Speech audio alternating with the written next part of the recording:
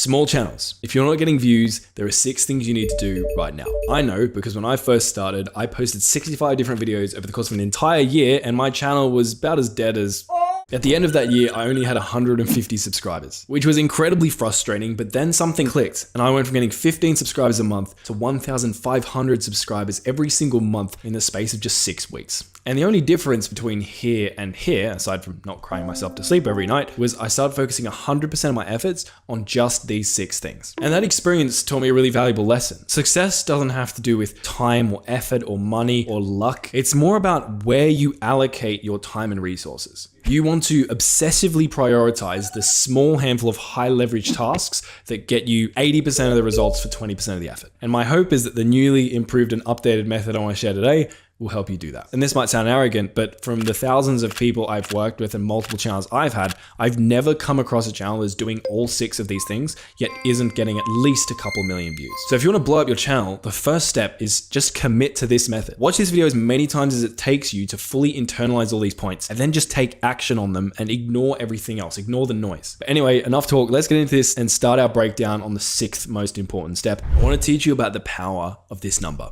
77. See, there's a book called Art and Fear, and in the book there's a famous experiment. This teacher taught pottery. She had a class of multiple students and she decided to split this class into 2. And she went to the first group. She's like, hey, your job by the end of semester is to create the perfect clay pot. Got it? And they're like, yep. And then she goes to the other group and she's like, your job is to create as many clay pots as possible by the end of semester. So they go away, there's the quality group and the quantity group. Time passes, they work on their assignments, end of semester rolls around, they submit all their work. And what's really interesting is when the teacher is reviewing all of their clay pots, she finds that the best quality clay pot actually came from the group that was tasked with creating the high quantity of clay pots. How could this happen? Well, when you think about it, it actually makes sense. The way you get better at something is by practicing. And essentially the quantity group just created so many clay pots, got so much practice in, that eventually they were creating near perfect clay pots. And I think this is such an interesting analogy to apply to so many things in life, but also YouTube. See, on YouTube, I believe that quality does beat quantity, but quality comes from quantity ultimately. The more videos you create, the more practice you get at making thumbnails, editing videos, talking to camera, and also the more opportunities you have to be discovered. And that brings us back to this number, 77. See, I did a study of over 4,470 YouTube channels with 1,000 subs. We looked at channels primarily posting long form videos. And what I found was that on average, these channels had posted 77 long form videos. i.e., it takes an average of 77 long form videos to reach your first 1,000 subscribers, which is an important milestone for most people because you need at least 1,000 to get monetized. If we use both our common sense and look at the objective data here, clearly creating videos frequently is a very significant and important step to growing a new YouTube channel. And that's why it's the 6th most important step in this method. On top of helping you become a better creator though, the more videos you post, the more opportunities you have to be discovered. So if you post, say, 1 video a month, by the end of a year, you will have 12 videos, i.e. 12 opportunities to be discovered. If you post 2 videos a week, by the end of the year, you're gonna have 104 opportunities to be discovered, which is a hell of a lot more than 12. And I think this is important because a lot of people think that channels just grow linearly. Like there's a linear relationship between like how many videos you post and how many views you get. But normally in my experience, it doesn't work like that. You'll post a bunch of videos and eventually one will hit and get significantly more views than the rest and feed all of your other videos. And especially if you're a beginner, it might be hard to know which one of your videos is going to be that viral big hitter for you. And so if you're only giving yourself 12 shots at that viral big hitter every year compared to say 104, statistically, it would seem it's going to take you longer to find that video that clicks and be successful. So for me, when it comes to concrete advice, and I know there are edge cases here, but in general, as a small creator, I would recommend posting 1 to 2 times per week. That's long form videos. At bare minimum, post 1 video every 2 weeks. As a shorts creator, I would recommend bare minimum 3 shorts a week, or ideally once every single day. I do get messages though, pushback from people when I say that. Like I had an animation creator once come to me and be like, Marcus, I post videos once every 1 to 2 months because I create in-depth animations. It takes me 1 to 2 months to create these animations, and without an expensive team, I wouldn't be able to ramp up my production any faster. I'm like, okay, that makes sense. But you're giving yourself 6 opportunities each year to be discovered, because you can only put out about 6 videos a year. Unless you're incredibly certain that one of those 6 videos is bound to go viral, I don't like those odds. And so what I recommended to him was be a bit more open-minded. Think about other types of animation-related content you can create. Maybe it's behind-the-scenes videos showing how you're creating your in-depth animations. Maybe it's tutorial videos showing how you create your animations. Maybe you throw in animation challenges where you spend, several hours to animate a certain story, and the purpose of it is a time-constraint challenge, so it can't possibly take you very long to create. Maybe you find a way to create lower effort animation videos to just focus on refining your storytelling, and then when one of those low effort animations blows up, then you put in the months to turn it into a high production animation. Like, the options are endless, but you get the idea. I really like the quote, "Stay true to the vision, but be open to how it plays out." Cool. This guy wants to be an animation creator, but maybe posting 6 times a year in the beginning is not the best way to get your channel off the ground. So be a bit more flexible with the type of content you create so you can be more frequent. And then as you build up that experience and traction, then you can start focusing on quality over quantity. And so that brings us to our next point on the method. Let's do a thought experiment. I want you to think about your favorite YouTuber. Have you got them in mind? So for me, someone I'm enjoying watching is Alex Hormozi. Now, if you were to ask me, why do you like Alex Hormozi? I could probably come up with a couple of reasons. See, the first one is he doesn't sell an online course. And so that, I feel like, increases my trust in him that he's sharing unfiltered information because there is no paywall for his information to hide behind. He's also a philosopher. He doesn't just talk about business,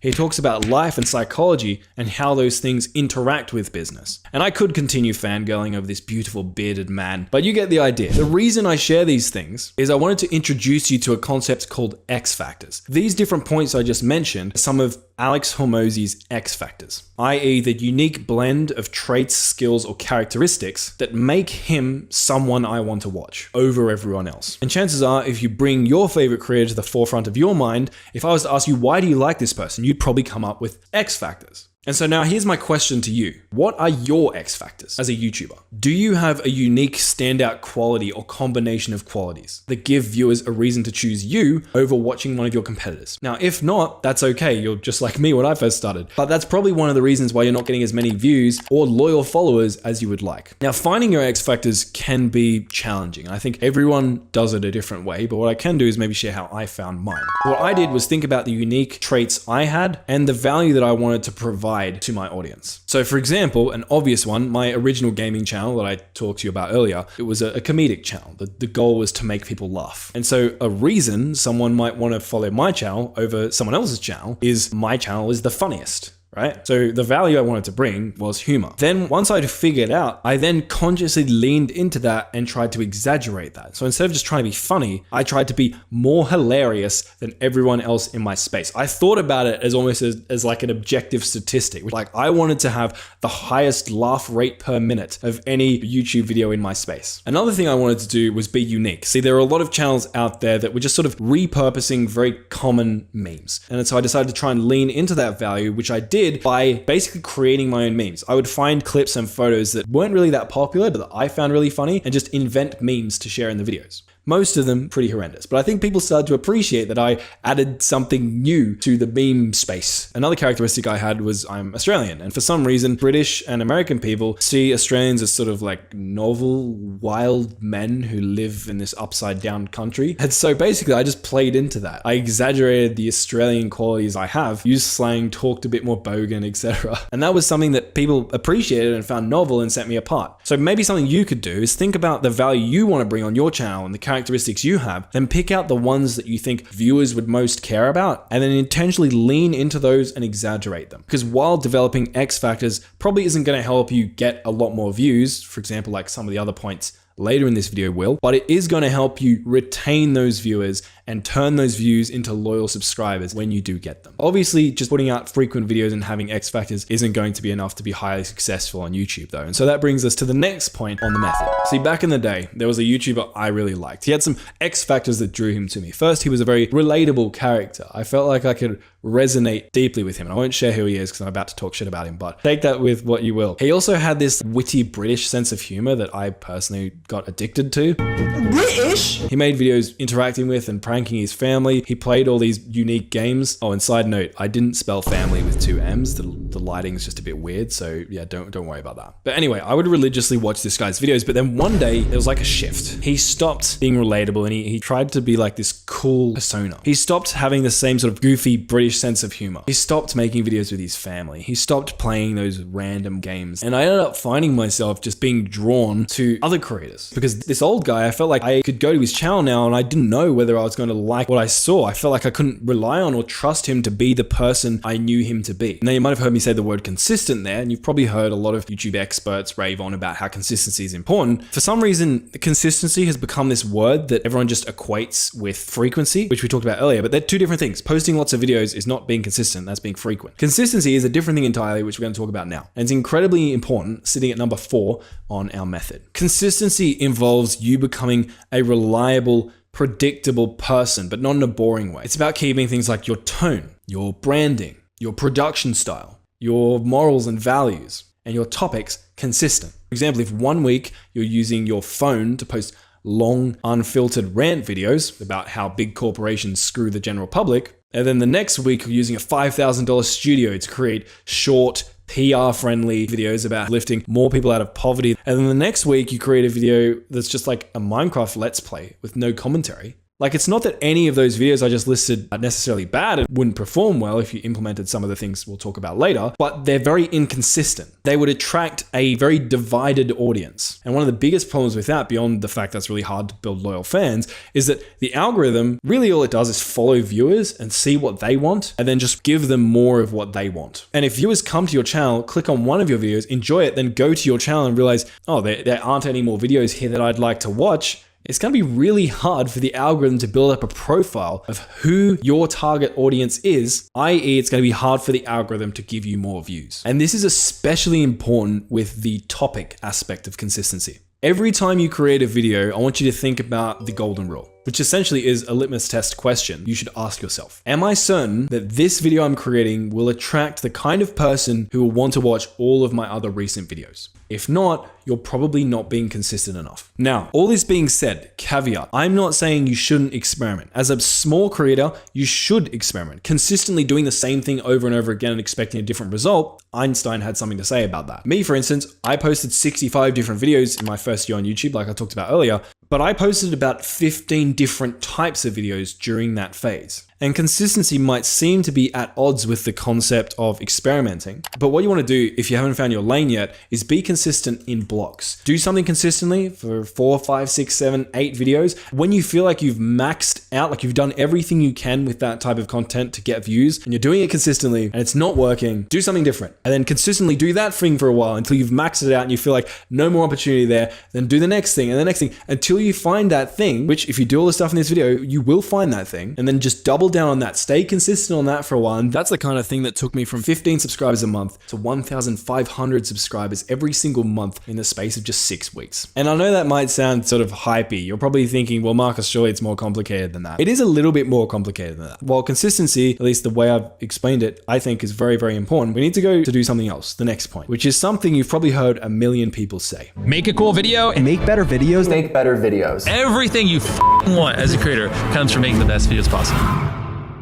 Create great content. But what does this actually mean? Everyone says it, but what does it mean? I would simplify and define great content as content that retains viewers. So for example, if you go to your YouTube channel and you go like manage videos, then you hover over one of your videos and click on analytics and you scroll down, what you'll see is this blue retention graph here. This graph essentially visualizes how long people watch your videos for. A graph that cuts off really short and goes really low means a lot of people are leaving your video, i.e. bad retention, aka not good content. A graph that stabilizes and stays pretty high throughout the whole video, you're retaining people, good content. And what's really cool about these graphs is we can use them to figure out firstly, whether our content's good, and secondly, based on the nature of how these graphs look, we can figure out what we need to do to improve. And I would say, at least as a beginner, there are 3 main things you want to focus on to get to the point where you're creating good content. First, you need to stimulate people. You need to create a video that actually engages them. And there are multiple different ways to do this. If you're creating an entertainment type video like Mr. Beast, or for example, my old channel, the way I stimulated people was with lots of editing, fast-paced edits, sound effects, memes, jokes, and content that was genuinely good. Like if I was creating a funny moments video, the moments actually needed to be funny. But not every video has to be like that. You can have very bare bones, laid back style videos that are still very intellectually and emotionally stimulating to people. Maybe you're talking about topics that are incredibly relatable to them. Or maybe you're telling a story that keeps them stimulated even in the low energy parts because people want to know how that story ends. Now, the signs of you not stimulating or engaging people properly throughout your videos is usually your graph will be a steady, gradual decline. Not many people will make it to the very end of your video. Now, in saying that, it's impossible to retain everyone for an entire video, but some of the best content on YouTube objectively in terms of retention, like Mr. Beast, will retain up to 80% of people throughout the entire video. And so that's something you really want to think about and optimize. The second thing is eliminating friction points. So you might see a graph that's not too bad, but there are certain moments where a large amount of people dip, they leave. And the rest of your video might be good, but there's these high friction obstacles that are just triggering people and causing them to leave in droves. An example of one for me in this video you're watching right now is right about here. Can you see how this kind of like flattens out? And there's that point there at 2:14 where I then lose like 2% of my audience in the space of 15 seconds, which 2% might not sound like a lot, but when we're talking like 30,000 people have watched this, that is a number of people which I will put on screen for you. So clearly something happened at this moment that caused friction that made people leave the video. Boo. And these things can be super trivial. For example, something I've noticed is whenever I say the word money or invest, people are like, oh no, I would never invest in myself or my YouTube channel.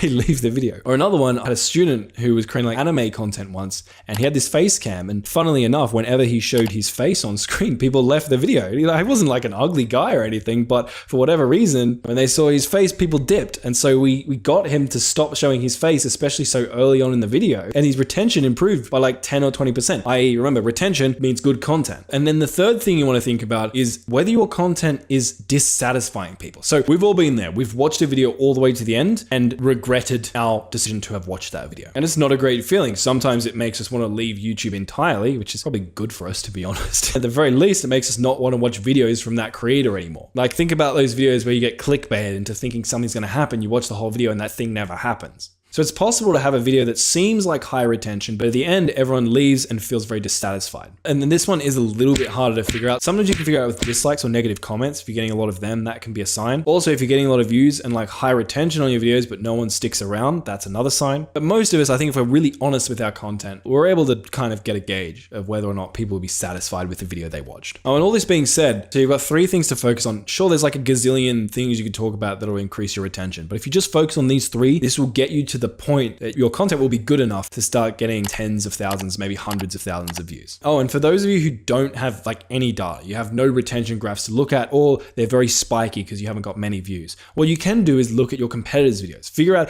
how they're structuring their videos, what they say, how long it takes them to say it, what their audience comment and timestamp in their videos, i.e. showing you like, hey, people appreciate these moments, and then use that information to help calibrate your videos so they're the perfect combination of stimulating, frictionless, and satisfying. But that leads us to the obvious question, which is if we're not getting views on our videos, how do we get people to actually watch them in the first place? Well, that brings us to the next point on the method, because this will sound, thank you, Captain Obvious, but if you're not getting clicks, you're not getting views, you don't have the opportunity to even retain people in the first place. So something you can do is go to your analytics of every video, then come across to reach. And in reach, it's going to show you how many people the algorithm's actually pushed your video out to. Because a lot of you guys are like, oh, the algorithm isn't sharing my video.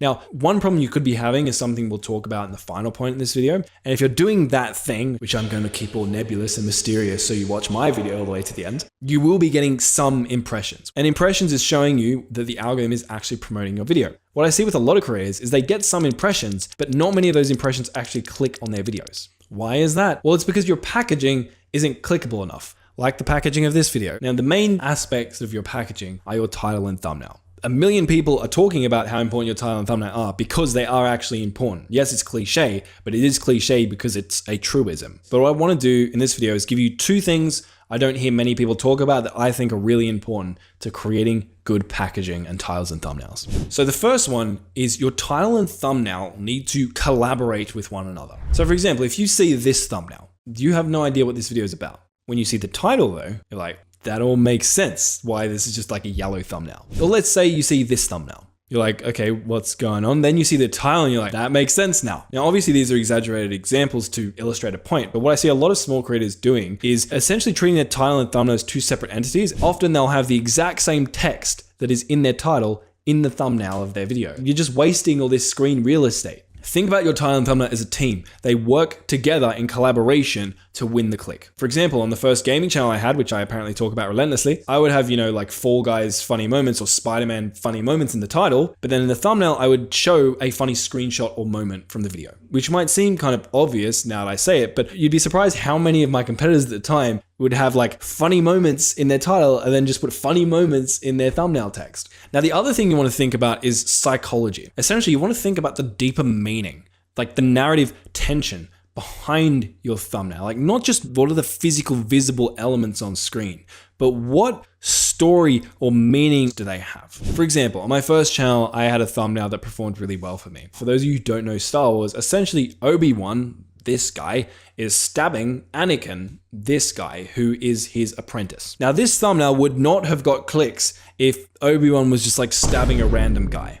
But because he's stabbing, impaling, that doesn't make it better, does it? Violating? No, that's not better either. Killing. But because he's killing Anakin, his apprentice, it adds narrative tension. It adds a story. And so even though this thumbnail breaks some best practices in terms of it's a bit grainy, it's a little bit hard to see, it performed extremely well for me. And not every thumbnail is going to have like a story as deep as this in it, but I would highly encourage you to think about the meanings and implications and things that are being sub-communicated through the images or overlays or text that you choose in your thumbnails. And you'll unlock a whole new world of clickability. And if you can nail these two things, plus all the obvious things everyone talks about, like make sure you stand out and make sure you don't lose 79 words in your thumbnail. Make sure you use contrasting colors. And I'm roasting myself there because I've said those things in multiple videos because it's true, but everyone says it though. But if you can do that, I can guarantee you your videos will start getting views. If you don't do the other things I talk about, you'll be surprised at how many more views you get. There's a reason this point is so high on the method. It's actually above create good content. If I had to pick one thing, creating good packaging is going to result in you getting more views than even just creating good content,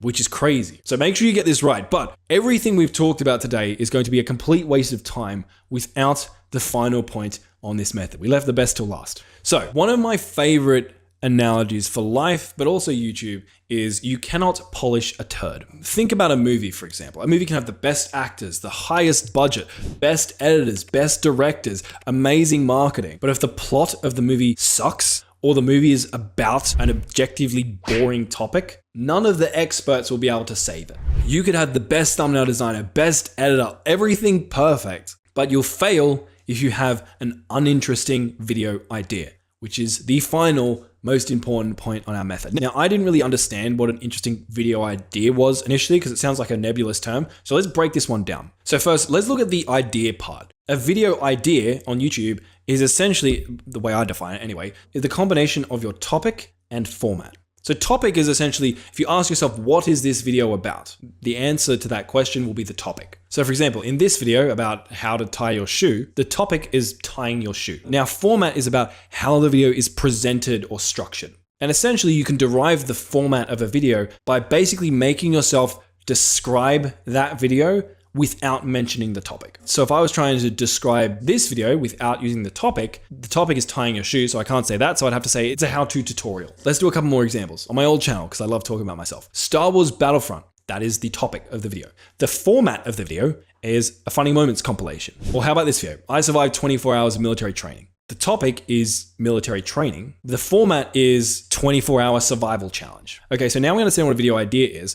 What makes a video idea interesting? Well, the easiest way to deconstruct that is to figure out what makes a video uninteresting. And I would say there's three really big points. The first one is it's boring. Like whatever's being shared in this video is not novel, unique, or extreme enough to actually deserve any level of attention. If I was to make a video about what I ate for lunch today, nobody cares. If I was to make a video about who is Marcus Jones, nobody cares. Trust me, I've done that experiment. So when it comes to coming up with an interesting video idea, you need a format that's also somewhat interesting. And by the way, interest can be relative to what it is people who would want to watch your video are looking for. So for example, a how-to video, it might not seem interesting, but if no one else has already made a video teaching you how to tie your shoe, to people who want to learn how to tie their shoes, that video is now incredibly interesting and worthwhile of attention. And we'll talk more about that in a sec. The second aspect of interesting is timing. So let's use video games as an analogy because I've been talking about my old gaming channel. Let's say you're a gaming YouTuber, a new update comes out in the game that you play. If you cover that new update the day it releases, chances are that video is going to be a lot more interesting than if you made the exact same video 6 months later. Why? Because 6 months later, everyone already knows basically everything there is to know about that new update because it's been out for ages. And so even though it might seem like the exact same video, the interest factor is no longer there. Essentially, we're talking about trends here. You need to get on the trend early. If they're too late, there is no unsatisfied interest. And then the last aspect I think about a lot is supply and demand. Some people talk about this as TAM. So let's continue with our video game analogy. Let's say you're making videos for a game that was released 10 years ago and is basically dead. There are no players of this game. If you made a video on it, chances are you're not going to get views because the demand for that video, the amount of people who want to watch it, is so minuscule. On the other hand though, if you were to take a topic or type of video that has had a lot of demand, say like a Minecraft Let's Play, you would also need to think about the amount of supply. Like how many other people are making Minecraft Let's Play videos? A metric ton of them. And so while there is a lot of demand for Minecraft Let's Play style content, there's also a huge amount of supply for that content. So unless you can add something very unique and novel to that sphere, the supply is outstripping the demand. So in other words, topics or formats with no demand equals not interesting. And topics and formats with really high demand but much higher supply also means not interesting because the demand, that interest has already been satisfied. There's none for you to claim. This is probably the most complicated aspect of YouTube. It took me years to understand this, but if you get this right, this is the most important and number one factor of YouTube success in my opinion. So before I go over how to find interesting video ideas, let's do a few examples. So which of these two videos would you rather click on? Thumbnails are very similar, titles are almost identical, but the formats are different. A whole story-driven video of you approaching one girl to get over your fear of rejection is not that interesting. It's been done a million times. On the other hand, a compilation format of you approaching 100 girls, that's interesting. That is worth multiple millions of views. How about this video? The world's largest explosion is a much more extreme topic than just a big explosion, and so obviously that one's going to get more views. Or how about this one? Easiest way to make $10 a month on TikTok. Obviously you're going to click on this one because the demand for people wanting to learn how to make $10 a month from TikTok is just so low. Like no one cares. So just notice how the packaging and all the editing and everything else could be exactly the same, but just by having a more interesting video idea, the video just a completely different ballgame. But before we go over how to find these ideas, I want to quickly recap everything we went over today. First, you want to upload videos frequently. The more videos you post, the more opportunities you have to be discovered, but also to practice and develop your skills as a creator. Second, you need to cultivate impactful X factors that will set you out from the crowd and make people want to come back, watch your videos, and become loyal fans. Third, be consistent so as not to divide your audience, but also, more importantly, to help train the algorithm on who your audience is so it can more easily send you views. Fourth, create great content, i.e. content that stimulates them enough to retain them, doesn't have annoying friction points that cause them to leave, and also leaves them feeling satisfied with their decision to have watched that video by the end. You also want to create attention-grabbing packaging, i.e. tiles and thumbnails, so you can actually win clicks and have the opportunity to impress people with your content. And last but not least, you need to become a master of developing highly interesting video ideas, because without that, you're polishing a turd and everything else falls in a heap. And now I'm going to risk severely dissatisfying you right now because I have been recording this video for 1 hour and 21 minutes. Yes, this video will end up being much shorter than that, but apparently I can't string a sentence together. So what I'm going to do is link a video up on screen where I walk you step by step through an actual case study of how I would go about finding viral video ideas. And this is actually almost the same as the method I used to blow up a brand new channel from 0 to almost 6,000 subscribers with just one video. So click that video on screen. I'll see you there. Thanks so much for watching.